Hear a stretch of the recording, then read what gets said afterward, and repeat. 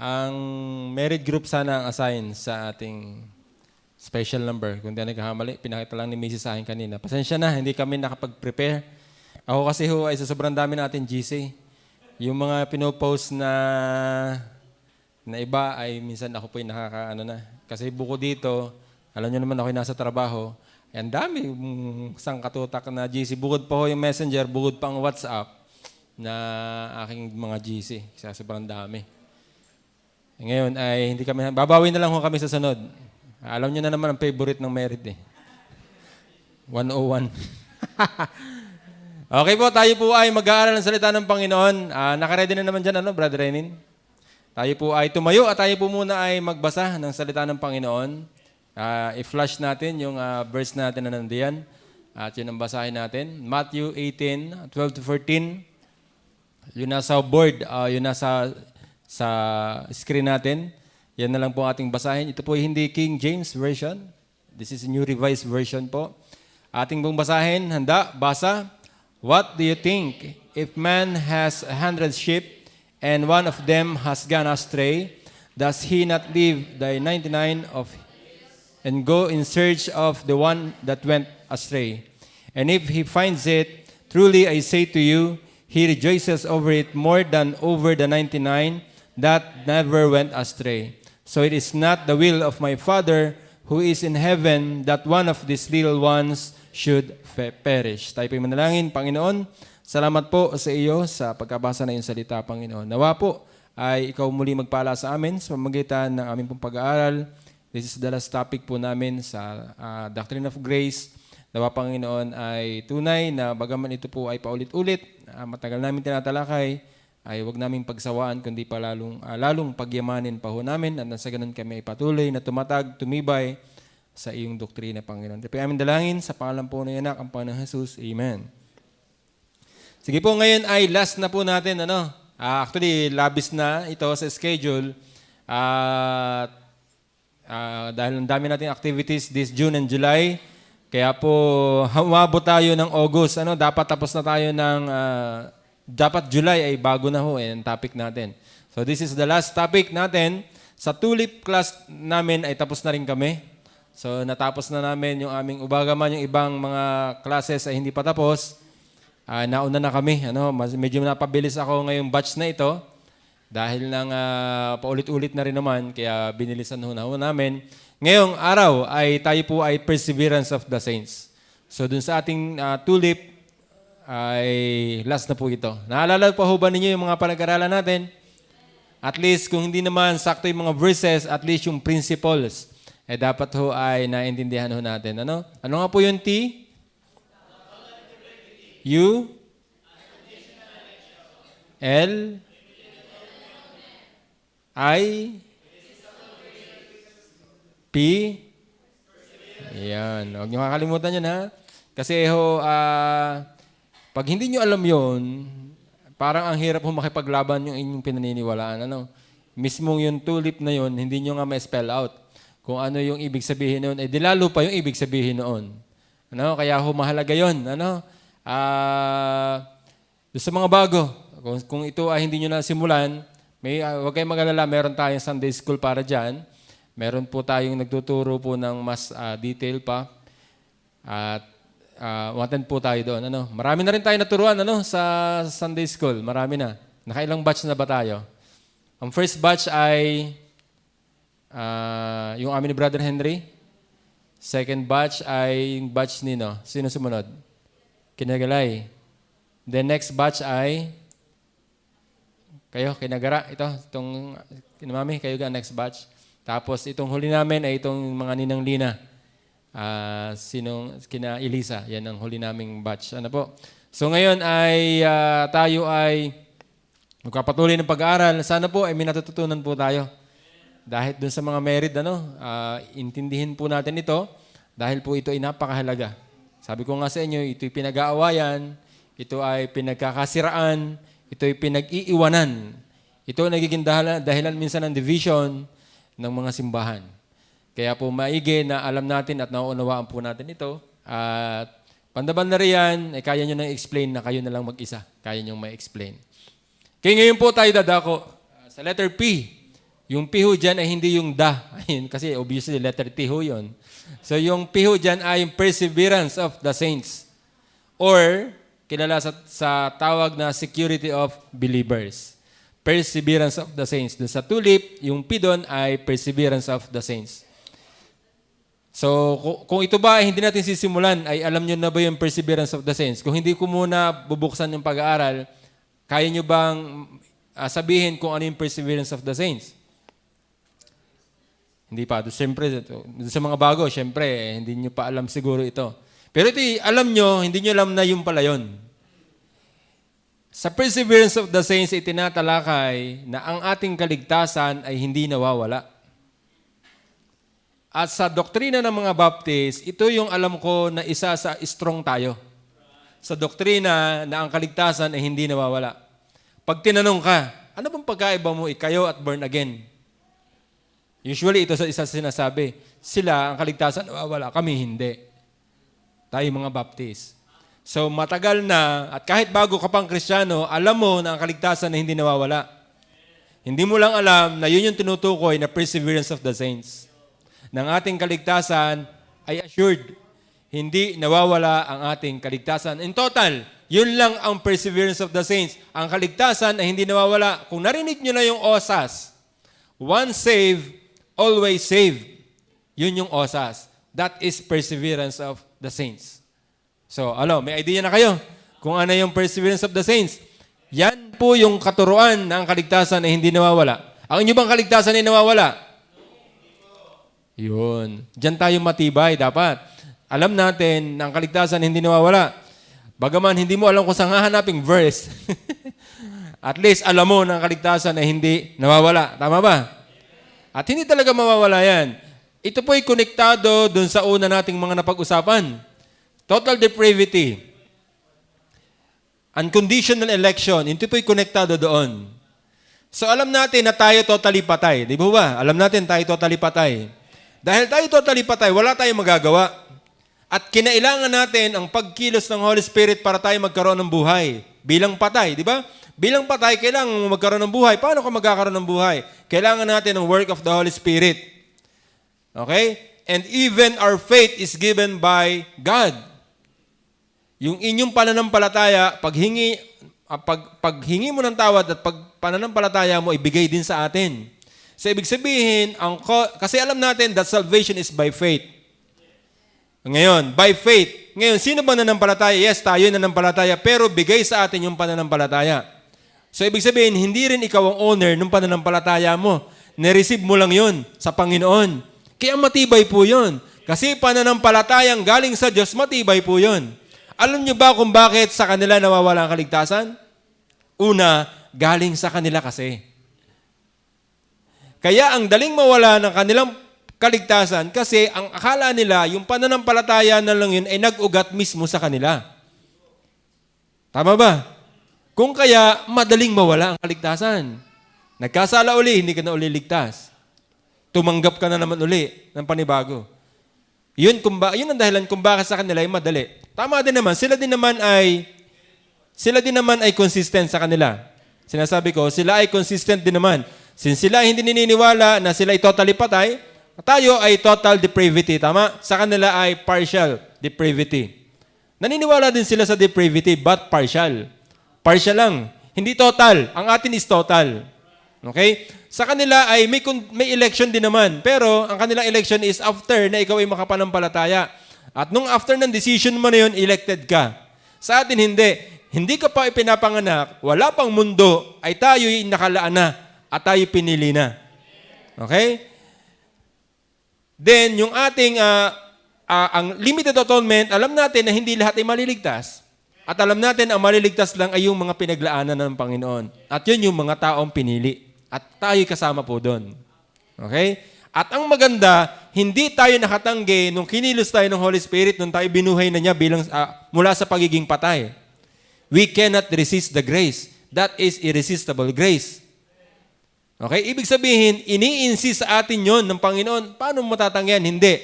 Ngayon, yung irresistible grace na yon, bilang tayo'y naligtas dahil noon, mahirap hong basta mawala yon. Una, ang pagkakaplano ay matagal na. Before the foundation of the world, planado na. Ngayon, dahil lang sa nagkasala ka ngayon, na dahil sa minagawa kang hindi maayos ngayon, wala na agad yung planong yon? Nawala na agad yung kaligtasan mo na yon? Kahina naman na nagplano. Bigo na agad na nagplano. Tagal na tagal kong pinalano, wala pang mundo'y pinalano ko na. Ngayon, dahil sa ang tao'y ayaw na, bumitaw na, wala na agad ang kaligtasan. Nasaan ang plano ng Panginoon doon? Nawala na. Mahina pala ang Panginoon kung gayon. So, hindi yun ang totoo. Ang kaligtasan natin hindi nawawala. Okay po, sige, tuloy na natin ito nang tayo matapos na. Last na. Ito'y day 9, actually, day 9. Pag sinabing day 9, 9 times na natin ito na tayo nag-discuss about doctrine of grace. This is the last. Muntik pang nagsampo, but this is day 9. Basahin natin ito. 1, 2, 3, read. The elect are not only redeemed by Christ and renewed by the Spirit. They are also kept in faith by the almighty power of God. All those who are spiritually united to Christ through regeneration are eternally secure in Him. Nothing can separate them from the eternal and unchangeable love of God. They have been predestined unto eternal glory and are therefore assured of heaven. Napakaliwanag po nitong explanation po na ito. Kita niyo yung mga nakadilaw. They are also kept in faith by the almighty power of God. Sino ang nag-iingat ng ating pananampalatayang yan? Hindi lang basta God, the almighty power of God. Kaya matindi po ang ating kaligtasan. Hindi talaga mawawala yan. Kaya mong mawawala ito, Jomar? Mahirap iwala yun. Ang nanghahawak kasi sa kaligtasan natin is the almighty power of God. Kung ikaw ang may hawak nito, dahil nga sa iyo nang galing ang pananampalataya mo, madali nga. Kasi mahina tayong tao eh. Mahina tayo, marupok tayo. Tayo ay hindi tayo consistent. Ngayon, ang ating Panginoon ay consistent and powerful. And not just powerful, almighty. Kaya matindi ho ang may hawak ng ating kaligtasan. Kaya hindi yan basta-basta madaling mawala. Tama? Then nasabi pa dyan, all those who are spiritually united to Christ through regeneration. Alam niyo na ba, naiintindihan niyo na ba yung power, yung process of regeneration? Yan yung time na binuhay tayo ng Holy Spirit from the state of being dead. So from there, tayo ay binuhay ng Panginoon, tayo na-regenerate, kaya tayo nagkameron ng bagong nature. Are eternally secure in Him. Eternally. Pag sinabing eternally, walang tapos po yan. Infinite po yan. Walang dulo ho yun. Tama? Eternally secure. Nothing can separate from the eternal and unchangeable love of God. They have been predestined. Yung predestined, yan yung ginawa pa before the foundation of the world. We are all predestined unto eternal glory and are therefore assured of heaven. So ang langit na yon, maniwala kayo, doon na tayo ang tutungo. Kahit ano mang mangyari ngayon, mga circumstances sa ating mga buhay ngayon, we are eternally secured.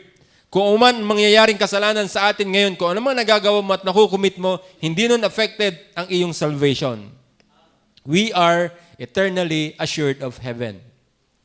Next na slide. Oh, medyo maliit-liit. The doctrine of the perseverance of the saints does not maintain that all who profess the Christian faith are certain of heaven. It is saints. Ano yung saints? Ang saints ay those who are set apart by the Spirit. Yung mga taong mga kinilos ng Holy Spirit, yan ay mga set apart. Hindi lahat kinikilos ng Holy Spirit. Tama ba? Lahat ba kinikilos? Hindi. Yung pangangaral ni na Brother Henry, street preaching. Hasik lang sila ng hasik. Malay nila kung sino magre-respond doon. Lahat ba yung magre-respond? Ay, nako, gumaling na tayo. Hindi lahat magre-respond yun. Ang iba nga, sabi amen. Yung amen na yun, yun ay nanunuya. Yung nagsasabing, alis na tayo, bip-bip ng bip-bip, yun ay mga nanunuya. Hindi lahat doon positive ang response.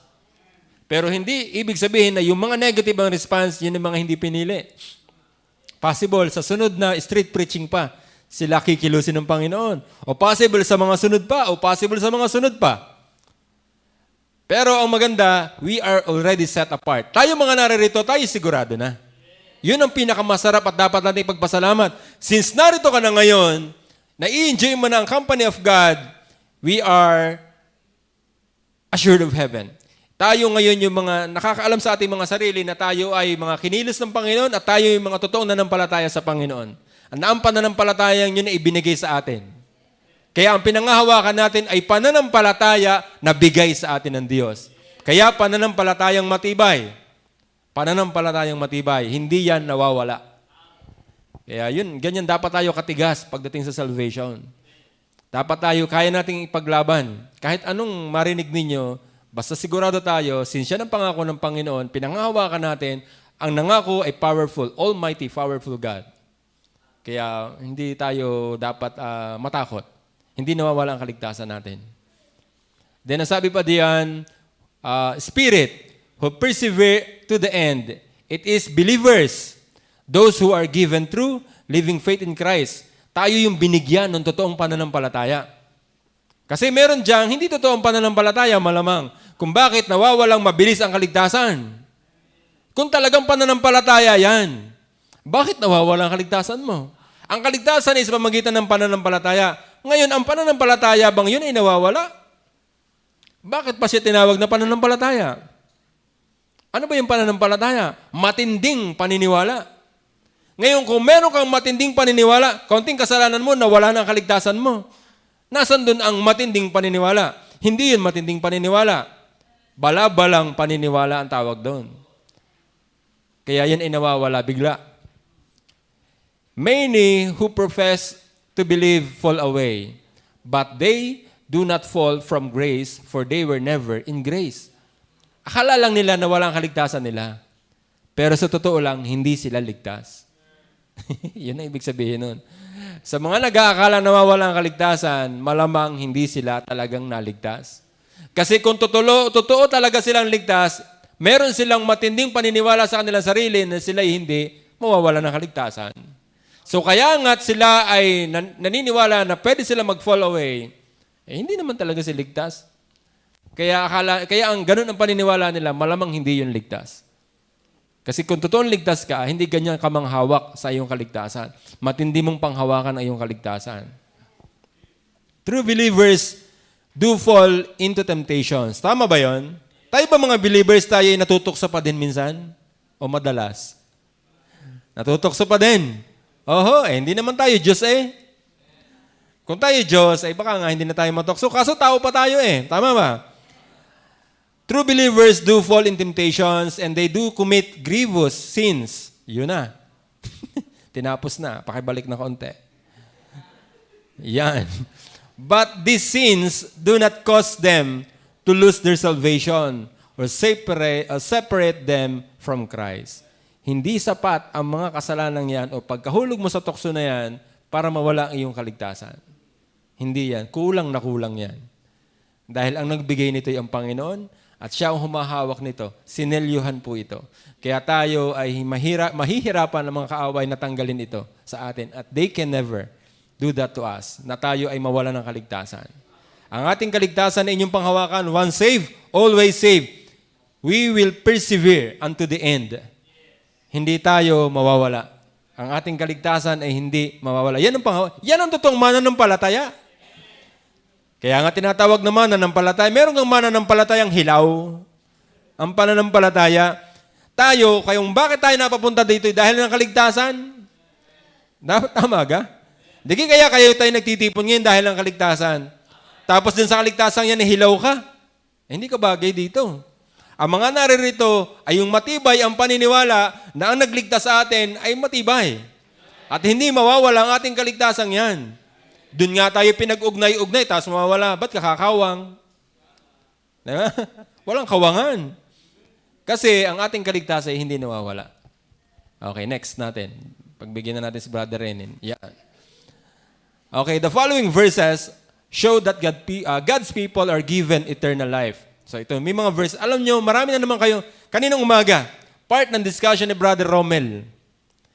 Ang mga nagtuturo ng kaligtasan ay nawawala, sila yung mga heretic. That is heresy. Correct? So, pinaaluan ni Brother Romel ang trabaho ko ngayon. Kasi ipinaliwanag niya kaninang umaga ng kaligtasan na hindi nawawala. And that is perseverance of the saints. Okay, kukunti na lang ngayon ito ang ating didiscussing ngayon. So sabi dyan, they are kept by God's power through the faith and nothing can separate them from His love. Kanina pang pinapaulit-ulit yan. Ito maganda. They have been sealed. Silyado na yan. Sino makakatanggal ng selyo na yun? Mahirap yun. Pag tayo bumibili ng mga items, mga simple yung nakikita nyo, do not accept if seal is broken. Our seal cannot be broken. Walang makakabasag, walang makakasira niyan. Tayong mga tao, yung mga bote natin, kunyari lang yan isilyado, yun yung binibili natin. Ito yung purified water. Pumunta kayo dyan sa pa-refillan, pa-refillan. Naka-ready na yung do not accept if seal is broken. Iinitan lang naman yun eh. Di ba meron lang hawak na blower? Iinitan lang yun, di kapit. Kasi na iyon. Bumili ka lang ng gayon, mag-ano ka dun sa iyo, parang din hindi seal is broken. Yan ang selyo ng tao, ang dali lang. Pero ang Diyos hindi ganyan magselyo. Hindi mo kayang basagin ang selyo ng Panginoon. Matibay ang sumelyo ng ating kaligtasan. Almighty, powerful God. Okay? They have been sealed with the Holy Spirit who has been given us who have been given us the guarantee. Yung matindi yung guarantee eh. Pag kayo nangungutang, merong garantor. Kapag yung mangungutang na yon, alam mong mahihirapang magbayad, huwag mong gagarantiyahan yon. Ikaw ang sisingilin. Alam niyo ba yon? Pag ikaw ay nag-loan sa Pag-ibig o sa SSS, lagi may co-maker. O pag nag-loan ka sa bangko, lagi may co-maker. Ikaw naman, akala mo kung ano lang yung pinipirmahan mo. O sige, co-maker ako. Pag tinakbuhan ng nangutang, yung utang niya, ikaw ang co-maker. Ikaw ang pupuntahan kasi ikaw ang nakapermang kapangalwa. Ikaw ang sisingilin ngayon. Baka akala mo kung ano lang yung co-maker. Yung damay ka, co-maker ka eh. Pero itong guarantee, ibang gumarantor ang Panginoon. Pag ang Panginoon na nag-garantor, hindi yan papalpak. Ginarantiyahan tayo eh ng Holy Spirit. Walang pagkapahiya itong ating ito. And they are thus assured of an eternal inheritance. So sana malinaw po eh. Malinaw po ba 'yon? Ang kaligtasan niyo ba'y mawawala? Huwag niyong iwawala ha at hindi naman talaga mawawala yan. Una, hindi tayo may hawak. Kung ikaw may hawak, mawawala yan. Kasi mahina ka eh. Ang dali natin bumitaw, di ba? Ang sabi ni Morissette, iyon, gusto nang bumitaw. Ayun yung pagka gusto nang bumitaw, ay madaling ang bumitaw tayo mga tao eh. Pero tayo, ang Panginoon, hindi yung gustong bumitaw. Hindi yung kumakanta nung, gusto ko nang bumitaw. Okay, next natin. Yeah, ito na yung mga verses, di ba? Sabi kanina, the following are the verses na nagpapakita ng ating kaligtasan ay hindi nawawala. Okay? John 3:16, kahit pikit, ay alam natin ito. Tama ba? Huwag lang kahit tulog. Dahil pag tulog, wala ka na iisip nun. Tulog ka nga eh. Pwede ako dun sa kahit pikit. For God so loved the world that He gave His only Son, that whoever believes in Him should not perish but have eternal life. Itong verse na to, panghawakan mo lang, ayos na eh. Kasi ang sabi, believes in Him should not perish but have eternal life. Yung eternal ba ay nawawala? Hindi pwedeng tawaging eternal yun. Tama ba? Bawal tawaging eternal kung nawawala yan. Yung natatanggap nilang nawawala daw, hindi eternal life yun. Temporal life. Temporal life. So, ang ating na-receive is eternal life. Philosophically speaking, ano yung sinasabi mong kaligtasan? Di yan yung eternal life. Buhay na walang hanggan yan sa Tagalog. Di ka? Buhay na walang hanggan. Bakit yung buhay na walang hanggan mong yan nawawala? Meron kang walang hanggang nawawala? Hindi walang hanggang yon, may hanggan yon. Ang tawag doon ay may hanggang kaligtasan o may hanggang buhay. Tama ba? At ikaw ay bibigyan ko ng may hanggang buhay. Ayun lang. Pag yan ang pangako ng Panginoon na may hanggang buhay, ay talaga nawawala yon. Tama? Pero ang sinabi ng Panginoon, walang hanggang buhay. Ay hindi nawawala yun, walang hanggan na eh. Panghawakan mo na lang yun, solve ka na. So may verse ka na ba sa Perseverance of the Saints? May verse ka na? Anong verse mo? John 3:16. Sa ulo nga yan eh. Kahit ng Katoliko ngayon, sa ulo yan. Diga? Nung dumating ang Pope, nung World Youth Day, kinanta pa nila yan. For God so loved the world. Tandaan niyo ba yan? He gave us His only Son. Jesus Christ our Savior. His most precious one. He has sent His message of love. Yun, tanda ko pa yan eh. Galing ko kumanta na. Yun ay World Youth Day. Anong year yun? Anong year yun? Matagal na yun, di ka? Even Catholic, kinakanta nila yun. Pero tayo mismo mga Baptist, panangahawakan dapat natin itong John 3:16. Ito pala isa sa verse natin ng Perseverance of the Saints. Na ang ating tinanggap na kaligtasan ay walang hanggan. Hindi ito nawawala. Okay, next. Ito. Itong verse ba na ito ay familiar din sa atin. He who believes in the Son has eternal life. Hindi pa ho tapos yan. May kasunod pa. Ang nakalagay dyan, he who believes in the Son has eternal life. Do we believe? Tayo ba'y nanampalataya? Yes, tayo nanampalataya. Pero, alam nyo, laging bumabalik-balik sa akin, kapag sinabing ako'y nanampalataya, bumabalik pa rin ako dun sa pinanggalingan ng pananampalataya ko eh. Ganon din ba kayo? Pag nakakabasa ako ng mga verses na ganito, he who believes in the Son. Do we believe in the Son? Tayo naman talaga yung naniwala at nanampalataya sa Son. Pero bumabalik sa akin, yes, ako'y naniwala, pero yung pananampalataya na yun ibinigay lang sa akin. Laging bumabalik-balik ako dun eh. Pumupunta na itong pananampalataya yung ginawa ko, hindi nga pala ito akin. So kaya ako nakapananampalataya, una dahil ako'y binuhay niya mula sa pagiging patay. At ako'y nakapanampalataya. Nung ako'y nanampalataya na sa Panginoon, matibay na pananampalataya yan. Kasi bigay niya. Then, he who believes in the Son has eternal life. Simple lang po ito. Panghawakan lang natin yung sinasabi niyang eternal life and we can be assured that our salvation cannot be lost. Tayo talaga'y may kaligtasan, hindi nawawala. Next natin na verse. Konti lang po ito actually. Mga kilala niyong mga verse po ito. Next natin na verse. John 5:24. Truly, truly, I say to you, he who hears my word and believes Him who sent me has eternal life. Yun pa rin, keyword, eternal life. Yung palang word na eternal life ay satisfied na dapat tayo doon. Na alam na agad natin, doon pa lang sa sinasabing eternal life, hindi talaga nawawala yan kasi eternal nga po eh. He does not come into judgment, but has passed from death to life. From death, from being totally depraved to having eternal life. Ngayon meron tayo. We are saved. At hindi nawawala po yan. Eternal ang ating nakamtan. Next na verse natin. Kunti lang to. Alam ko, 10 slides lang to eh. Naku, yun na. Dumali na ang maliliit pala. Sobra yung aking pagkaano na yun. Nababasa niyo ba dito sa harap? Maliliit na. Okay, ako rin naman nun. Naliliitan na din ako dun eh. Basahin niya ng mga malilino ang busilig. Handa, basa.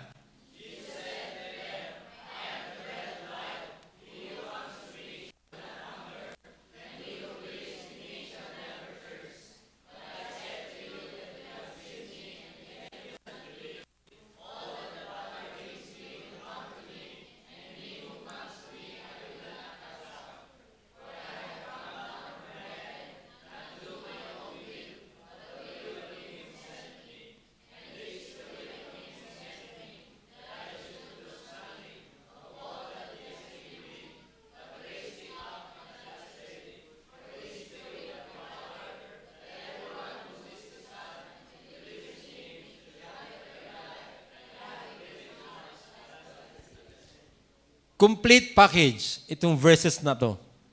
So malinaw na hindi nawawala ang kaligtasan. Kita niyo yan. Yung may nakadilaw, shall not hunger. Kasi ang Panginoon ang tinapay ng buhay. Kung tinanggap natin ang Panginoon, tayo hindi na magugutom pa uli. Yan yung ibig sabihin ng walang hanggang kaligtasan.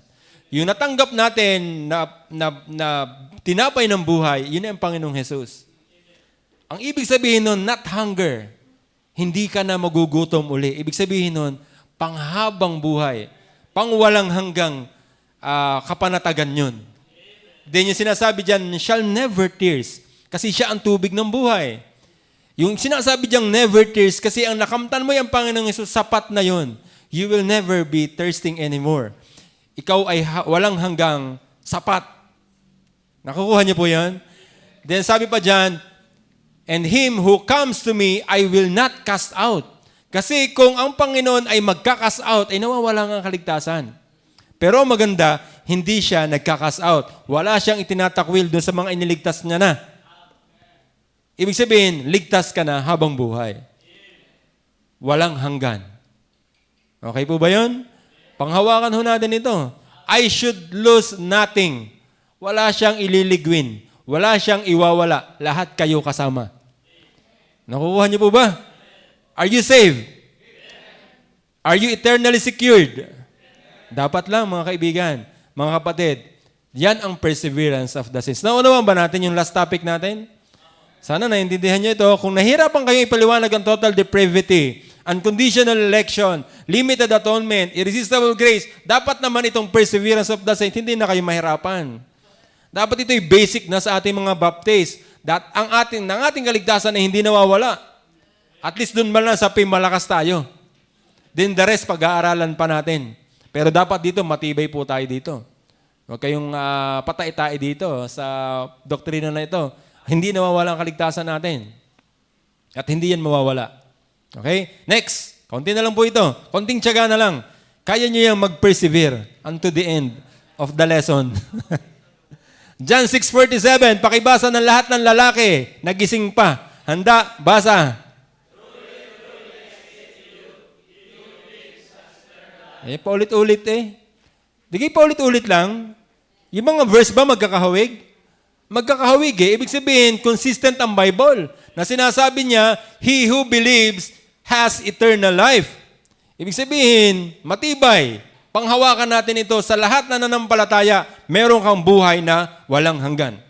Hindi yan mawawala. Consistent. Hindi ito imbento, mga kapatid. Hindi natin iniiwas-iwasan yung mga verses nila. Hindi. Hindi ito imbento. This is directly written from the Bible.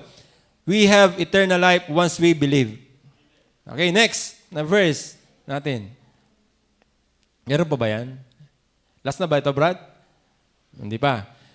Okay, sige. Mga babaeng gising pa. Pakibasa. Handa, basa.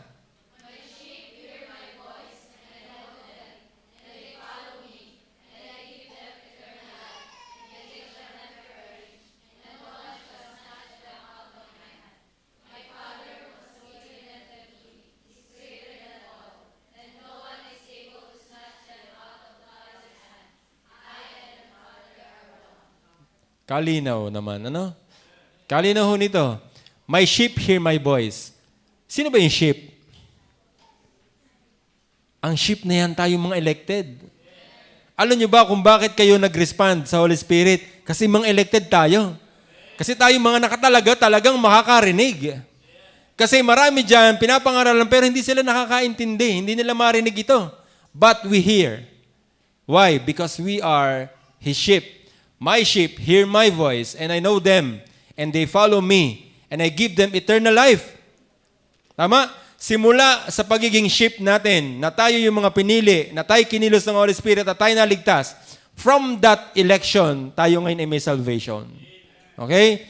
Kaya tayo may eternal life, and they shall never perish. Pag sinabing never perish, mawawala? Hindi. Hindi. Never pa. May shall pa. Shall never perish. Pag ang nakalagay dyan ay may never perish. May lula doon. Kasi may pwede nga na mawala. But the word there is shall. Pag sinabing shall, that is mandatory. Kailangang mangyari. Correct? Shall never perish. And no one, ito mga lupit, sakya po, uso ito. No one shall snatch them out of my hand. Sa Quiapo, magaling dumang-snatch. Kahit ikaw ay nakaupo sa jeep, nakarelyos ka, may pakaw yun ha? May pakaw. Gaganon lang yan dito. Tanggal ang hikaw, tanggal ang pakaw. Dala din niya yung pakaw. Kasi anhin niya yung Arelius na walang pakaw. Kailangan may pakaw, dala yun. Gano'ng kakalupit nun? Ang malupit nun, meron tayong mga earrings na may tornilyo, di ba? Yung dipihit, at dala. Ayun ka namang haltak naman na yung tenga. Paano naman hindi na? Kaya pala naman na, dugo. Yung pala naman hinaltak, basta akala ko naman magaling magkalas. Yung pala naman hinaltak. No one shall not snatch them out of my hand. So, ibig sabihin, ang kaligtasan natin, nasa kamay nino. Nasa kamay ng Diyos. Kung nasa kamay ng Diyos ang ating kaligtasan, gumaling ng snatcher. Kahit pa si Satanas na pinakamagaling na snatcher, hindi may snatch yun. Kasi ang sabi niya, no one shall snatch them out of my hand. Yung kaligtasan mo na nasa loob ng kamay ng Panginoon, hindi yun makukuha ng kahit sino. Kaya hindi mawawala yun. Ngayon, pag sinabi ng born again na nawawala ang kaligtasan, papayag kayo? Hindi kami papayag na yan. Panginoon na may hawak eh. Di ka? Magpatambling-tambling ka na, naroon ka pa rin sa kamay ng Panginoon. Yun yung sinasabi ng pastor nung nakausap niyang saksi. Paano kung bumadling? Paano kung ako ay tumalikod sa Panginoon? Kahit pa magpabali-balintong ka, nadoon ka pa din sa kamay ng Panginoon. Nadoon ka pa rin. Sige, tumambling. Doon din naman ang patak mo eh. Tama, di ka? Kahit pa kayo mag-alayulo. Di ba si Yulo kalikot, patambling-tambling si Yulo eh. Kahit pa kayo mag-alayulo, doon ka pa rin sa kamay ng Panginoon. Ligtas ka pa rin. Nainggit niyo ka?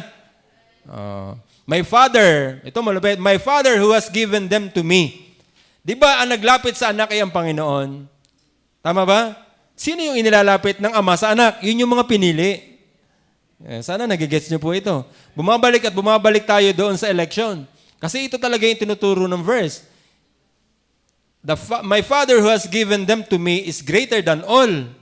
So yung pumili ay malupit. Ang pumili ay Ama. Ang nagplano para maligtas kayo ang Trinity. Tapos basta-basta na lang mawawala yun.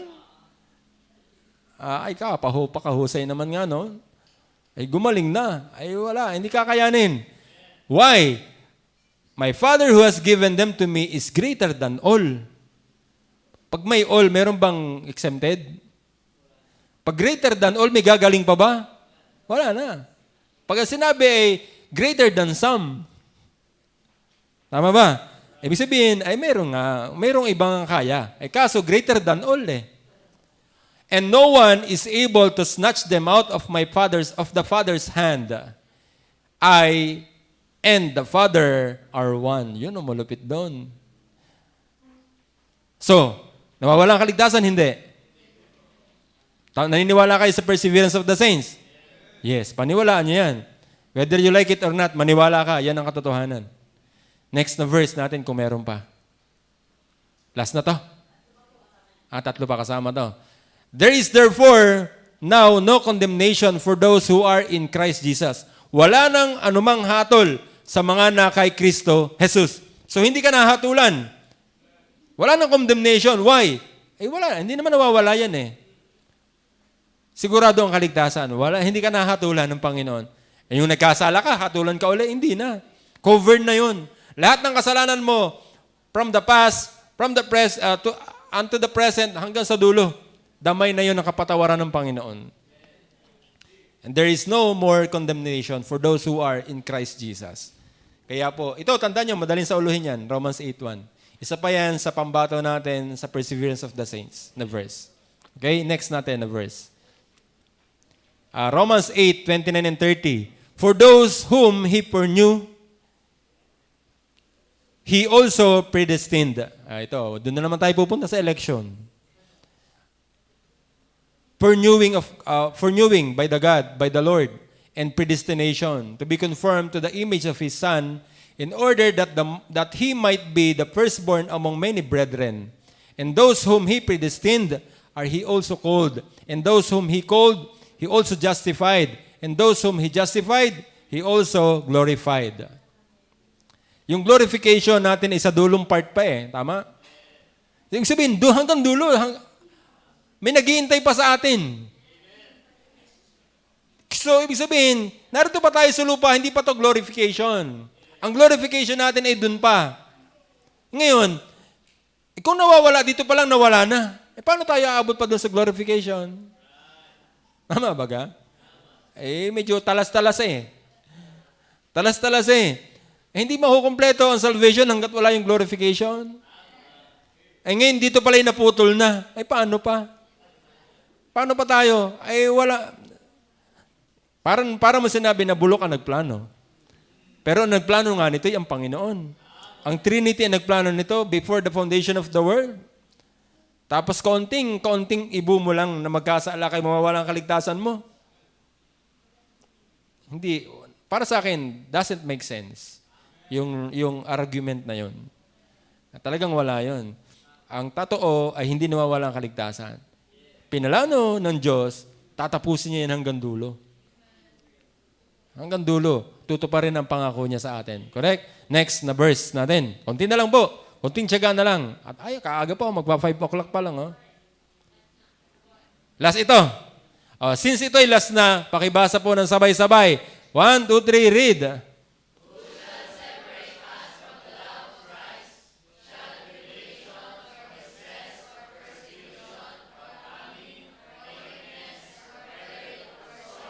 Tigil mo na doon.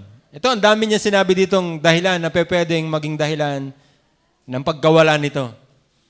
Who shall separate us from the love of Christ? Shall tribulation,